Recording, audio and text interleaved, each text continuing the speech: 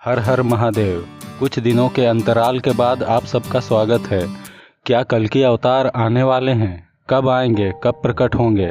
इन सब सवालों के साथ लोग आज अधिक संख्या में कल्कि अवतार के नाम से परिचित हो रहे हैं, किंतु यह पहली बार नहीं हो रहा है। एक दौर था जब कल्कि अवतार का नाम ऐसे ही फैल रहा था। तब हम अंग्रेजों के गुलाम थे। उस समय बहुत अधिक लोगों को ऐसा विश्वास था कि कल्कि अवतार ही भारत को आज़ादी दिलाएंगे।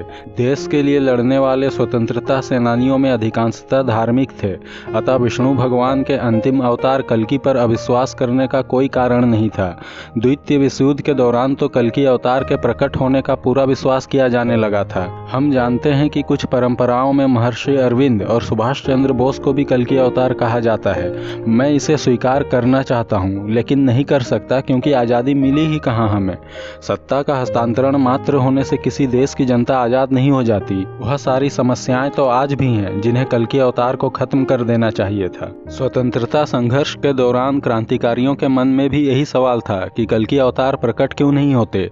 क्या उन्होंने जन्म लिया भी है? उनकी जन्मस्थली कहाँ पर है? ये सभी सवाल उन दिनों में भी एक खास वर्ग में चर्चा के विषय थे।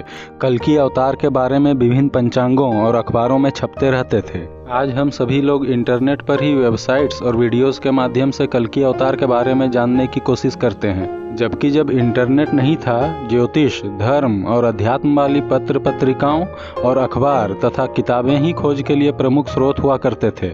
मैंने कल्कि अवतार से जुड़ी अधिकतर जानकारियां उन्हीं दिनों में पढ़ी थी, क्योंकि मुझे भविष्यवाणियों की किताबें पढ़ने का बहुत शौक था। मानव सभ्यता में भविष्य के प्रति आकर्षण आज का नहीं, काफ़ी पुराना है, और आने वाले मसीहा की भविष्यवाणी के बारे में सभी मानव जानना चाहेंगे।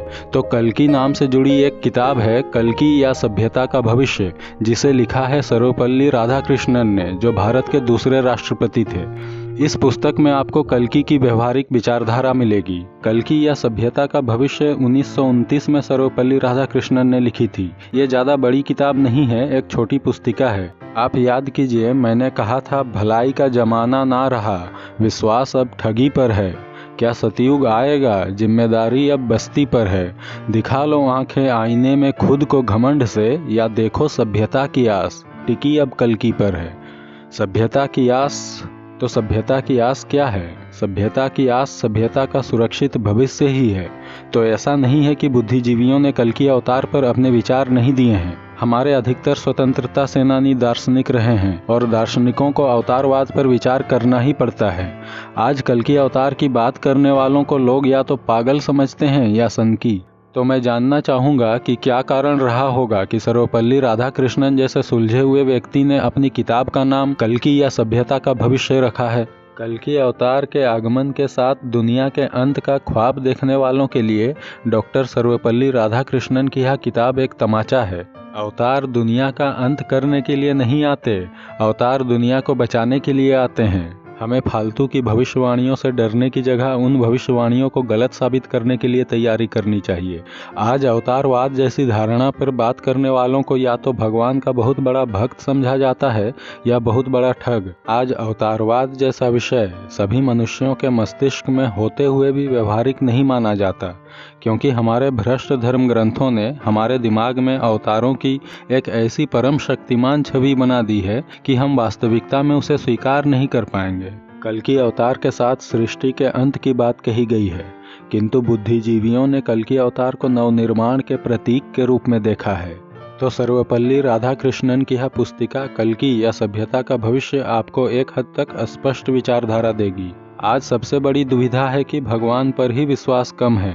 उस पर यदि कोई कहे कि कल्कि अवतार आने वाले हैं, तो अधिकतर लोग समझ ही नहीं पाएंगे कि क्या कहा जा रहा है, और जब समझेंगे तो आपका मजाक उड़ाएंगे।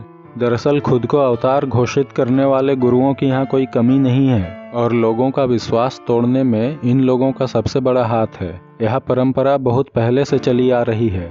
आप पाएंगे कई संस्थाएं अपने संस्थापक को ही ईश्वर मानकर पूजा अर्चना करती हैं, उन्हीं की शिक्षाएं और उनके जीवन की घटनाओं का प्रचार प्रसार करती हैं। कुछ संस्थाएं दुनिया के अंत की एक तारीख बताकर अपनी सुविधा अनुसार एक मसीहा के आने का प्रचार प्रसार करती हैं। तो मैं बता दूं, इन सबको कल्ट कहा जाता है। आप पाएंगे अधिकतर ऐसे धार्मिक संस्थाओं के खिलाफ पुलिस केस दर्ज हैं। बिना अंगार के धुआं तो नहीं उठता। तो दुनिया के अंत की भविष्यवाणियों को बताकर मैं डराना नहीं चाहता, न ही ऐसी कोई संस्था बनाना चाहता हूँ जो कल्ट कहलाए। किंतु ये सत्य है कि भविष्यवाणियों में ऐसी ऐसी खौफनाक बातें लिखी गई हैं कि आदमी डर जाएगा और उम्मीद करेगा कि कोई चमत्कारी शक्ति आ जाए और सबकी रक्षा करे।